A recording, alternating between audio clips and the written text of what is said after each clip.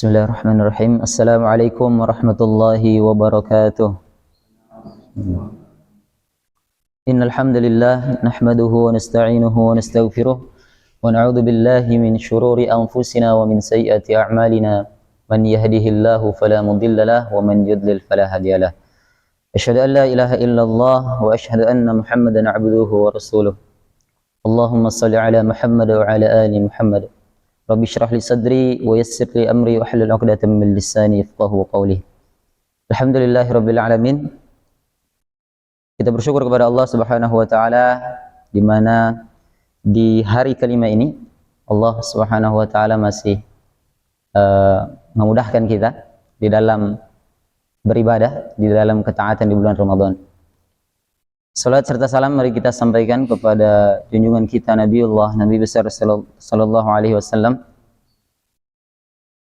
yang mana karena berkat perantara beliaulah kita sampai hari ini bisa merasakan kenikmatan Islam, kita masih bisa merasakan manisnya Islam. Jemaah sekalian hormati Allah Subhanahu wa taala, alhamdulillah di hari ini, hari Sabtu 5 Ramadan ya, insyaallah sesuai dengan kegiatan kita di Pondok Pesantren Mahasiswa Liwaul Haq, kita setiap 2 hari sekali ya, melaksanakan kegiatan namanya adalah kurma atau kuliah Ramadan, yang kita mengundang beberapa ustadz-ustadz dari beberapa lembaga-lembaga yang ada di Kota Palu. Dan insya Allah di pertemuan kali ini kita akan ditemani oleh Ustadz Ahmad Muslimin. Tanpa panjang lebar lagi, insya Allah kita akan mendengarkan penyampaian dari Ustadz Ahmad Muslimin tentang bagaimana sih penghidupan Ramadan itu dengan Al-Quran. Kepada beliau disilahkan. Ya, ala kulli hal, segala puji bagi Allah. Allah masih berikan kita kehidupan, kenikmatan untuk berada di satu bulan yang mulia, yaitu bulan Ramadan. Nah, tema kita pada sore hari ini para ikhwah dan pemirsa sekalian adalah bagaimana kemudian kita bisa menghidupkan Ramadan tahun ini dengan Al-Quran. Tentu ini bukan Ramadan pertama bagi kita, karena tidak ada di antara kita ini lahir langsung 25 tahun. Atau kalau yang mahasiswa langsung, berapa antum paling muda ini? 18 tahun ya? Ya. Tidak ada antum baru mendapatkan, Ustadz ini Ramadan yang paling pertama Ustadz. Tidak mungkin, itu mustahil. Ya, mustahil itu. Artinya apa ya sekalian? Kita ini sudah, mungkin hari ini bagi kami, mungkin ini Ramadan yang ke 30 sekian kali mungkin. Bagi antum 25 dan seterusnya. Nah, sore ini kita ingin pertama adalah evaluasi Ramadan kita yang telah lalu itu, apa yang sudah kita isi. Kan kita masih punya memori itu. Paling minimal memori yang kita ingat itu adalah berapa kali kita khatam Ustaz. Ya kan? Paling tidak itu kita ingat. Anak kayaknya dulu itu cuma tembus 2 kali khatam Ustaz. 2 khatam lewat 3 juz. Itu biasanya memori yang susah untuk kita lupakan, karena dia setahun sekali. Mungkin ada ikhwah, Ustaz, anak kemarin gagal Ramadan kemarin, tidak mampu ya, selesai khatam anak cuma sampai juz 29, orang sudah ya potong ayam, baik kabur rasa, ya kan? Artinya setiap kita ini punya momentum, punya pengalaman pribadi. Nah, kita ingin dengan adanya kegiatan dari teman-teman Ponpes ya Liwaul Haq ini, kita ingin kemudian 1445 Hijriah ini adalah menjadi bagian daripada perubahan lebih baik. Ya, menjadi lebih baik daripada sebelumnya. Nah, Allah Subhanahu wa taala berfirman, ya, ayat yang dibacakan oleh Ustaz kita tadi, Qori Ustaz Musta'in hafizahullah taala. Allah mengatakan, a'udzubillahi minasyaitonir rajim, syahrul ramadan alladzi unzila fihil Qur'an. Kenapa kemudian tema ini menjadi menarik untuk kita angkat pada sore hari ini menjelang buka kita mengawali Ramadan? Artinya kalau ini puasa yang kelima, masih ada potensi 24 atau 25 hari ke depan. Ya, karena puasa itu hanya 29 atau 30. Tidak mungkin 28, tidak mungkin 31. Ya, kalender Hijriah itu hanya bermain di 2 ini, 29 atau 30. Nah, Tema ini diangkat ya di awal-awal atau di hari kelima ini supaya apa ya sekalian, masih ada kesempatan kita evaluasi 4 hari ini kita ngapain aja dengan Ramadan. Dari hari Selasa berlalu, kemudian terbit lagi matahari di hari Rabu, berlalu lagi hari Kamis, hari Jumat, hari ini hari Sabtu. Hari ini anak pribadi, ya Ustadz Musta'in dan kita semua, kira-kira bagaimana interaksi kita dengan Al-Quran hari ini? Nah ini kita coba sama-sama diskusi. Artinya bukan berarti kami lebih baik ya. Ana sebenarnya waktu dikasih tema beberapa pekan yang lalu, di antara tema ini yang paling berat ya, di antara ustadz-ustadz kita. Kenapa ana yang dikasih Al-Quran? Ana bukan seorang lahir dari pondok ya, dan seterusnya. Ala kulli hal ya, mari kita kemudian sama-sama saling mengingat. Fadzakir fa inna dzikrah tanfa'ul mu'minin. Nah, Allah mengatakan Syahrul Ramadan alladzi unzila fihi al-Qur'an. Bulan Ramadan, dan dia jelas disebut Syahrul Ramadan, bulan Ramadan. Iya. Bukan bulan Januari, bulan Maret, enggak. Syahrul Ramadan, bulan Ramadan, bulan ke-8 dalam hitungan Hijriah. Iya. Alladzi unzila fihi al-Qur'an, di mana dalam bulan Ramadan ini Allah Subhanahu wa taala menurunkan Al-Qur'an. Iya, Allah menurunkan Al-Qur'an para sekalian adalah pada bulan Ramadan. Makanya kemudian Ramadan ini adalah bulannya Al-Qur'an. Imam Malik ya rahimahullah, ya seorang ulama besar, Imam Malik ini, imam mazhab. Beliau ya kalau kita dengar begitu, kalau kajiannya itu banyak Ustaz, followernya banyak. Padahal nggak ada YouTube itu. Ya. Tidak ada Facebook Ustaz, live streaming. Itu tidak ada Ustaz. Tapi orang berbondong-bondong, tidak ada spanduk. Kayaknya dulu belum ada percetakan, setahu ana ya. Ya kayak advertising atau apa. Dulu kan Al-Qur'an ya di pelupa. Mungkin bagaimanalah caranya orang. Tapi subhanallah, keberkahan daripada ilmu yang beliau miliki itu menghadirkan ribuan orang untuk datang di majelis ta'lim beliau. Imam Malik rahimahullah. Tapi coba antum lihat para sekalian. Ya, ujian daripada keilmuan itu, buah daripada ketakwaan itu apa? Yang sudah banyak follower ini, ya kan? Ketika datang bulan Ramadan, beliau tutup itu. Kita jangan dulu ya, jangan dulu berkawan dengan majelis taklim. Beliau tutup majelis taklimnya, kecuali Al-Quran. Iya, majelis fikih ditutup dulu, majelis-majelis ilmu ditutup dulu. Padahal mungkin kalau kita Ustadz, kesempatan Ustadz, kapan lagi orang ribuan datang itu, ya kan? Termasuk kita sekarang kan, kalau tarawih ceramah, padahal itu nggak ada sunahnya, ya kan?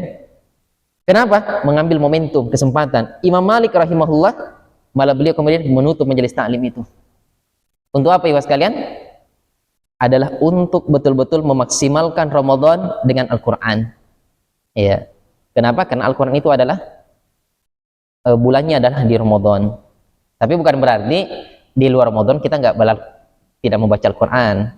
Ya, artinya di Ramadan ini adalah momentum untuk memaksimalkan, berbanyak-banyak dengan Al-Quran. Ya. Kalau disebutkan dalam dalam sirah, di antara para sahabat itu ada yang mengkhatamkan Al-Quran tiap 3 hari. Itu selesai 30 juz. Ada yang sepekan, ya 7 hari atau 8 hari, itu selesai 1 juz.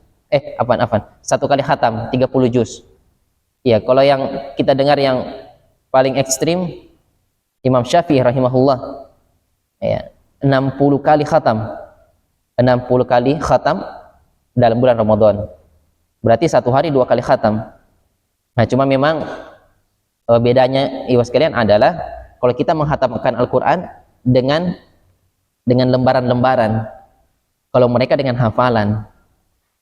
Jadi kalau kita merenung, mungkin waktu pertama kali duduk kajian ya, dengan Imam Syafi'i 60 kali, langsung kita terbayang, kayaknya mustahil itu.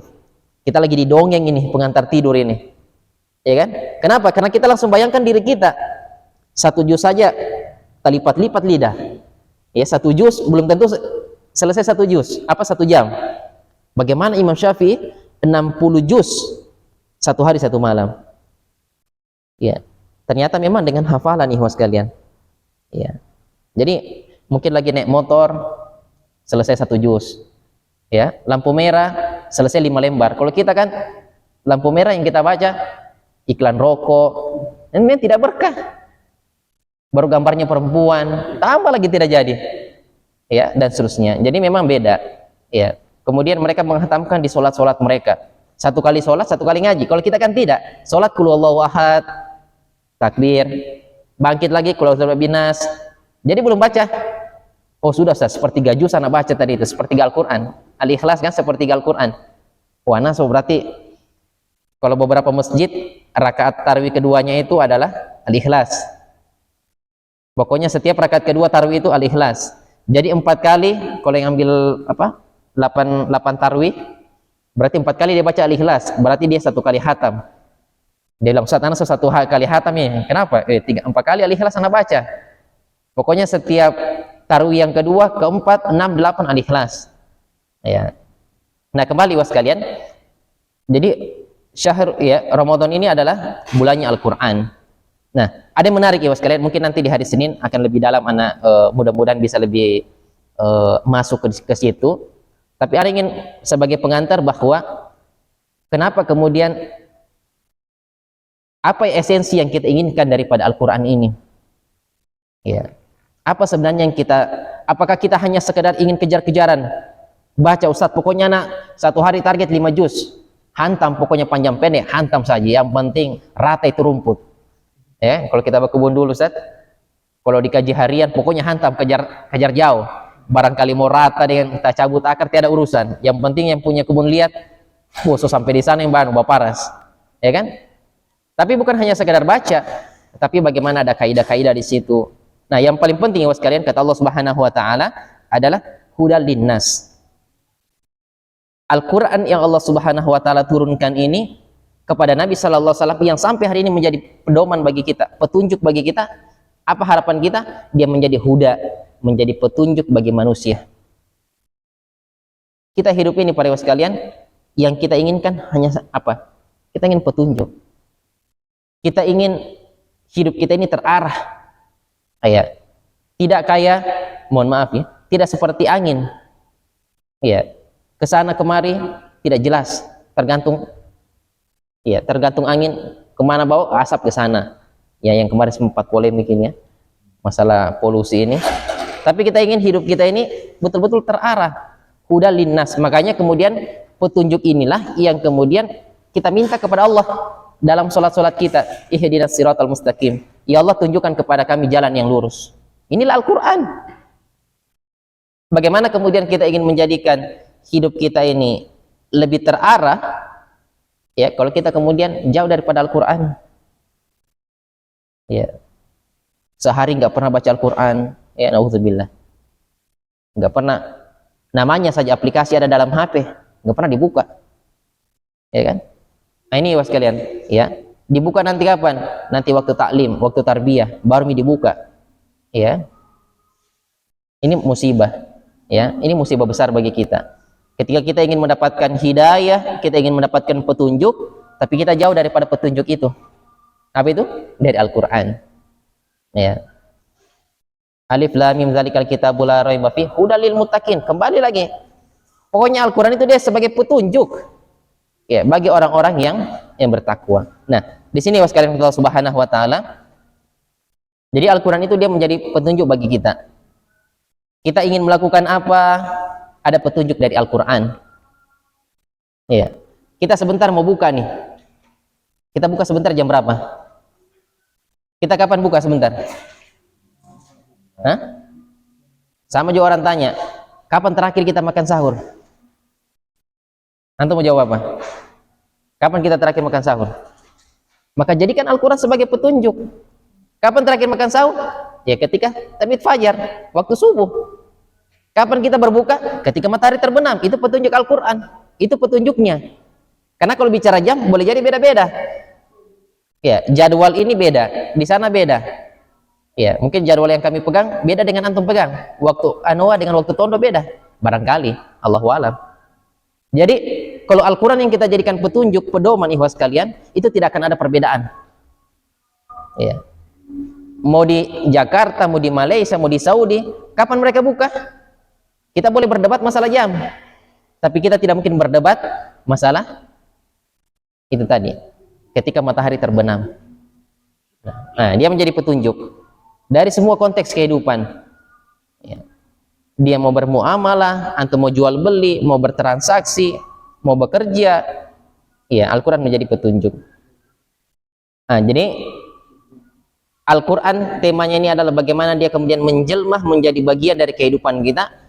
Bukan berarti Al-Quran itu ada terus di kantong baju kita. Ini juga kadang masalah juga, Ustaz. Artinya di satu sisi kita senang ketika kita lihat ada aktivis dakwah ke sana kemari, masya Allah, mushaf pada terus di tasnya sampai bonyo-bonyo. Kita senang, Ustaz, lihat kader-kader binaan-binaan seperti itu. Ya, masya Allah, kemana-mana ada Quran di tasnya. Ketika masuk WC dia simpan tasnya di luar. Kenapa? Ada Al-Quran. Tapi yang kita inginkan pada ikhwas sekalian bukan hanya sebatas pada fisik Al-Quran, tapi bagaimana kemudian Al-Quran itu dia masuk ke dalam hati kita. Itu yang penting. Itu yang penting. Nah, apa itu? Wa bayyinatin minal huda wal furqan. Jadi Al-Quran itu dia sebagai petunjuk dan dia menjadi pembeda.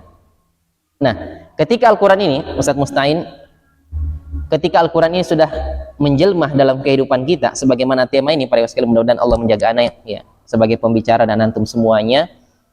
Ketika Al-Quran itu sudah menjelma dalam kehidupan kita, menjadi bagian daripada kehidupan kita, maka dia harus mampu lahir menjadi pembeda, Al-Furqan.